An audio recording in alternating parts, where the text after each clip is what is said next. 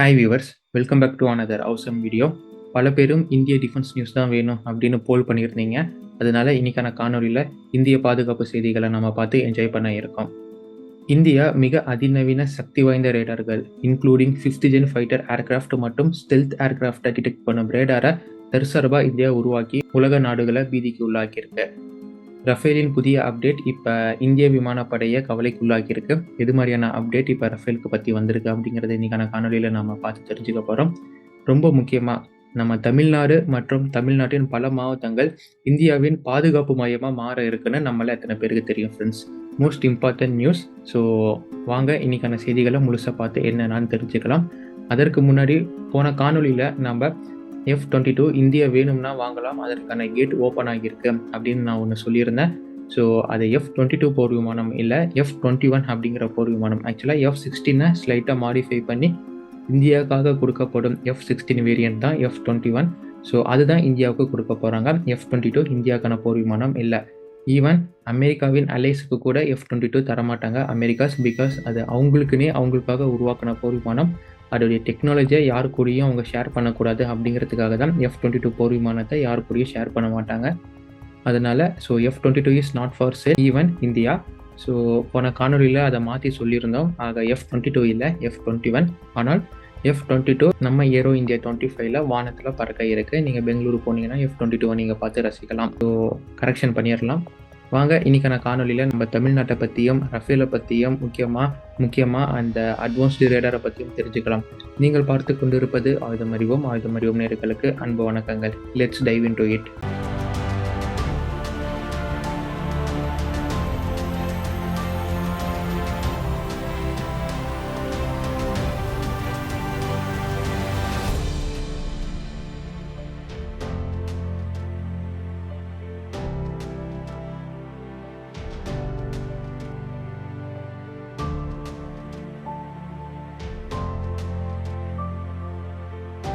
தமிழ்நாட்டின் திருச்சி, கோயம்புத்தூர், சென்னை போன்ற நகரங்களில் இந்திய பாதுகாப்பு துறைசார் நிறுவனங்கள் பலவும் இயங்கி வருது. இங்கிருந்து உருவாகும் சாதனங்களாக இருக்கட்டும் இல்லை ஆயுதங்களாக இருக்கட்டும், எல்லையில் நம்ம நாட்டை பாதுகாக்க பயன்படுது. எக்ஸாம்பிள் ஆவடியை எடுத்துக்கலாம். இந்திய பீரங்கி நிலையமாக ஆவடி நமக்கு இருக்கு. தேஜஸ் போர் விமானத்திற்கான ஒன் ஆஃப் த மேனுஃபேக்சரிங் பார்ட்னராக கோயம்புத்தூரில் இருக்கும் LMW லக்ஷ்மி மிஷின் ஒர்க்ஸ் செயல்பட்டுக்கிட்டு இருக்கு. திருச்சினா சொல்லவே வேணாம், பெல் நிறுவனம் இருக்கு. இது போக தூத்துக்குடி மற்றும் சென்னை துறைமுகங்கள், அதை சுற்றி உள்ள பகுதிகளில் நம்ம கடற்படை மற்றும் நேவல் சிஸ்டமுக்கு தேவையான சின்ன மேனுஃபேக்சரிங் யூனிட்ஸ் அங்கேயும் இருந்து இயங்கிட்டு இருக்கு. இது இல்லாமல் இன்னும் தமிழ்நாடு ஸ்ட்ராங்கஸ்ட் டிஃபென்ஸ் காரிடராக உருமாற்றம் பண்ண பாதுகாப்பு அமைச்சகத்தால் முடிவு செய்யப்பட்டிருக்கு.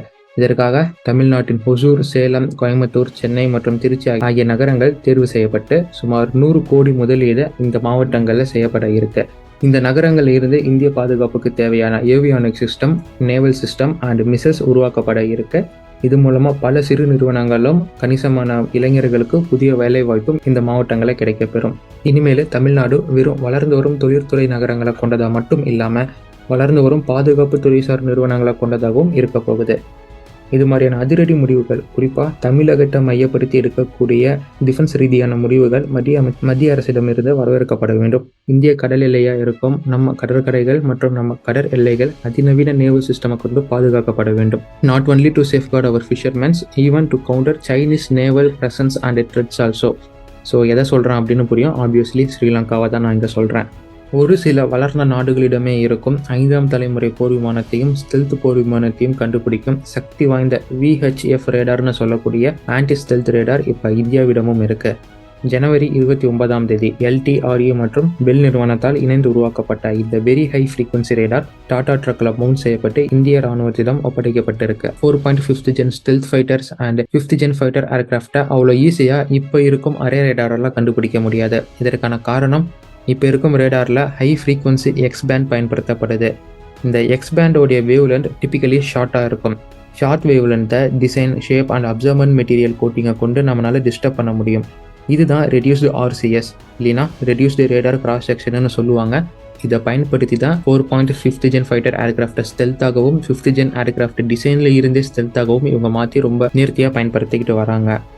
இதை ஓவர் கம் பண்ணுறதுக்கு தான், அதாவது இது மாதிரி ஷார்ட் வேவ் லென்த்துக்கு எதிராக எஃபெக்டிவாக செயல்பட்டு எதிரி கண்ணில் மண்ணை தூவும் போர் விமானங்களாக அமெரிக்காவின் F-22, F-35, ரஷ்யாவின் Su-57, நம்ம பங்காளிகிட்ட இருக்கும் J-20 மற்றும் J-35A போன்ற போர் விமானங்கள் இருக்கு. இந்த ஸ்டெல்த் போர் விமானங்களும் சுமார் 200 கிலோமீட்டர் தொலைவிலேயே எதிரி பயன்படுத்த ஆரம்பித்தா இந்த VHF ரேடார் மூலமாக நமக்கு தெரிய வரும். VHF ரேடார் வெறும் போர் விமானங்கள்னு கிளாசிஃபை செய்யப்படாமல் எல்லா வகையான வான்வழி அச்சுறுத்தல்களும் ஸ்டெல்த் ஆப்ஜெக்டையும் டிடெக்ட் பண்ணும் திறனுடையது. எப்படி ஏவாக்ஸ் நமக்கு ஏரியல் இயர்லி வார்னிங் சிஸ்டமாக பயன்படுதோ அதே மாதிரி மிலிட்ரியின் ஏவாக்ஸாக இந்த புதிய VHF அப்படிங்கிற வெரி ஹை ஃப்ரீக்வன்சி ரேடார் இனிமேல் நமக்கு இருக்க போகுது. இந்த ரேடாரை நம்ம கன்னியாகுமரி தூத்துக்குடி பக்கமாக வச்சாவோ இல்லை காஷ்மீர் லடாக் போன்ற பகுதிகளில் வச்சாவோ சைனா அவங்க பேஸில் J-20 ஆன் பண்ணாவே போதும். நமக்கு இங்கே லடாக்கில் VHF ரேடார் உதவியுடன் சைனாக்காரங்க அங்கே J-20 ஆக்டிவேட் பண்ணிட்டாங்க அப்படிங்கிறது நம்ம கமாண்ட் சென்டருக்கு தெரியப்படுத்திடும். இதே தான் காஷ்மீர் மற்றும் இலங்கையிலும் நடைபெறும். இலங்கையில் ஏதாச்சும் ஒரு த்ரெட் ஆக்டிவிட்டி சீனா கண்டக்ட் பண்ணாலும் இந்த ரேடார் மூலயமா நமக்கு தெரிய வரும். எஸ்பெஷலி இலங்கை அப்படிங்கிறது முழுவதும் இந்த ரேடார் இன்ஸ்டால் பண்ணும்போது நம்மளுடைய கண்காணிப்பு கவரேஜுக்குள்ளே வரும். நம்ம விமானப்படைக்கான MRF டெண்டரில் ரஃபேல் F-4 தான் பெஸ்ட் பையிங் ஆப்ஷனாக இப்போ இருந்துகிட்டு இருக்கு. ரஃபேலுக்காக UAV வாங்கின அடி நமக்கு ரஃபேல் மீதான பையிங் ஆப்ஷனை கேள்விக்குறியாக்கியிருக்கு. இந்தியா போலவே UAE, யுனைடெட் அரப் எமிரேட்ஸும் அவங்களோட விமானப்படையை வலுப்படுத்த ஃப்ரெஞ்சு ரஃபேல் F-4 அவங்க ஒப்பந்தம் போட்டாங்க. ஒப்பந்தம் போடுறப்ப சுமார் 80 ரஃபேலுக்கு 16 பில்லியன் பே பண்ணணும் அப்படின்னு கால்குலேட் பண்ணுறாங்க. அது போக ஆனுவல் இன்ஃப்ளேஷனாக ஒரு 5% வச்சா அடுத்த 4 வருஷத்துக்கு இவங்க 17.6 பில்லியன் தந்து இந்த போர் விமானங்களை கொள்முதல் பண்ண வேண்டியதாக வரும் அப்படின்னு கால்குலேட் பண்ணுறாங்க. 16 பில்லியன் அடுத்த 4 வருஷம் சேர்த்து 17.6 பில்லியன். இதுதான் இவங்களுடைய ஓவரால் காஸ்ட் எஸ்டிமேஷன் பட்ஜெட்டாக இருக்குது இந்த ரஃபேல் வாங்குறதுக்கு. இது மூலிமா அவங்க டீலும் போட்டு முதல் ரஃபேல் ஒரு சில நாளைக்கு முன்னாடி UAVக்கு டசால்ட் நிறுவனம் ஒப்படைச்சாங்க. இப்போ ஒப்படைச்ச பிறகு என்ன ஒரு செய்திகள் வந்துகிட்டு இருக்குன்னா ரஃபேல் F-4 ஏவியானிக்ஸ் மற்றும் சில வெப்பன் பே அப்கிரேடேஷனுக்கு உள்ளாக போகுது. அதனால் இதோடைய பேஸ் ப்ரைஸ்லேருந்து கொஞ்சம் ஸ்லைட்டாக உயரும் அப்படிங்கிற ஒரு செய்தி வந்திருக்கு. இப்போ இந்தியாவும் MRF டெண்டரில் ரஃபேல் F-4க்கு போனால் நம்ம பட்ஜெட்டும் கசமுசான ஏறும் அப்படிங்கிற மாதிரி மேலிடத்தில் ஒரு பேச்சுவார்த்தைகள் போயிட்டு இருக்குன்னு செய்தி வருது. MRF டெண்டருக்காக ரஃப்லி ஒரு $20 பில்லியன் இந்தியா ஸ்பெண்ட் பண்ண இருக்கு அப்படின்னு சொல்லப்படுது. MOD அண்ட் CCS இதற்காக பிளான் பண்ணியிருக்காங்க. பட் இன்னும் அப்ரூவ் பண்ணலை. ஸோ 20 பில்லியன் ஸ்பெண்ட் பண்ணலான்னு பிளான் தான் இருக்குது. இப்போ UAE விஷயத்தை வச்சு பார்க்கும்போது நமக்கு கஸ்டமைசேஷன் இருக்குது, டெய்லர் ஃபிட் இருக்குது, வெப்பன் பே எல்லாம் கஸ்டமைஸ் பண்ண வேண்டியது இருக்குது. அது இல்லாமல் TOT பண்ணுற வேலையெல்லாம் இருக்குது. அப்ராக்சிமேட்டாக 20 பில்லியன் அப்படிங்கிறது ஒரு 27 பில்லியனுக்கு போக வாய்ப்பு இருக்குது. இது போக ஆனுவல் இன்ஃப்ளேஷன்லாம் தனியாக இருக்குது. அதனால் நம்மளுடைய பட்ஜெட்டை இது எக்ஸீட் பண்ணும். இந்த அளவுக்கு காஸ்ட் அதிகமாக கொடுத்து நம்ம ரஃபேல் F-4 வாங்கணுமா இல்லை வேறு ஆப்ஷனுக்கு போகலாமா அப்படின்னு இப்போ உயர்மட்ட குழுவில் பேச்சுவார்த்தை போயிட்டு இருப்பதா செய்தி வந்திருக்கு. இந்த பேச்சுவார்த்தையை இன்னும் வலுப்படுத்துகிற மாதிரி சமீபத்தில் ஒரு செய்தி வந்திருக்கு. வருஷம் ஃப்ரான்ஸ் அவங்க நாட்டுடைய விமானப்படையை வச்சு ஆனுவல் ஏரியல் சிமுலேஷனை கண்டக்ட் பண்ணுவாங்க. இதில் உலகின் தலை சிறந்த போர் விமானங்களுக்கு எதிராக அவங்களுடைய விமானப்படை எப்படி செயல்படுது அப்படிங்கிறதுக்கான ரிப்போர்ட்டை வருஷம் டாக்குமெண்ட் பண்ணுவாங்க. அப்படி கடந்த வருஷம் 2024க்கான டாக்குமெண்டேஷன் பண்ணும்போது 114 பக்க அறிக்கை வெளியிடப்படுது. அந்த அறிக்கையை படித்து பார்க்கும்போது ரஃபேலில் இவ்வளோ பெரிய ஓட்டை இருக்கா அப்படிங்கிற மாதிரி தான் நமக்கு கேள்வி எழுப்பியிருக்கு. ரஃபேலை பயன்படுத்தி போன வருஷம் ஏரியல் சிமுலேஷன் செஞ்ச பைலட்ஸ் என்ன சொல்லியிருக்காங்கன்னா, இப்போ இருக்கும் ரஃபேல் அதோடைய டெக்னாலஜியை கொண்டு அட்வான்ஸ்டு ஃபைட்டர் ஜெட்ஸ் லைக் F-35 போன்ற 5th ஜென் ஃபைட்டர் ஜெட்ஸை நம்மளால் வெற்றி கொள்ள முடியாது.